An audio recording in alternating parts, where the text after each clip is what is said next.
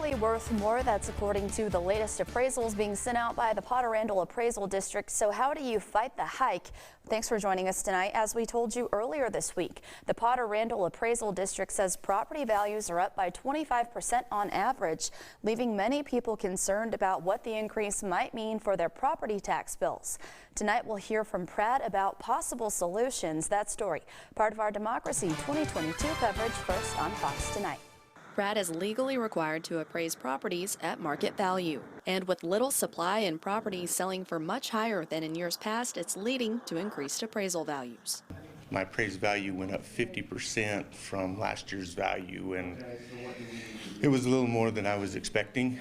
I'm not selling my house, so I'm not cashing in on all this. But there are options for property owners. If they feel like that value is too high based on what's actually going on in the market or their particular property, they can file a protest.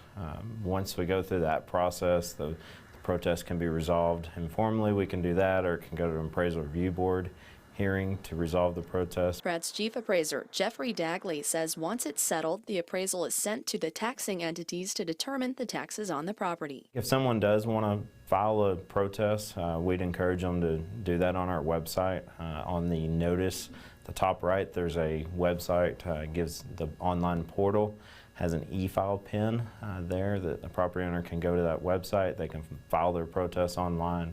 That really just streamlines the process for us, and we can communicate back and forth through that portal. Lige Murray, a Canyon resident, says it was worth it to visit PRAD in person and see what his options are to lower his appraisal value. And they did suggest I submit a protest. They were very helpful. They walked me through completing the form, said in a couple of weeks I'll have a hearing date. So one step at a time. For those hesitant to file a protest and fear their new appraisals could increase further, we're not going to raise your value if you protest. We're going to leave it where it's at.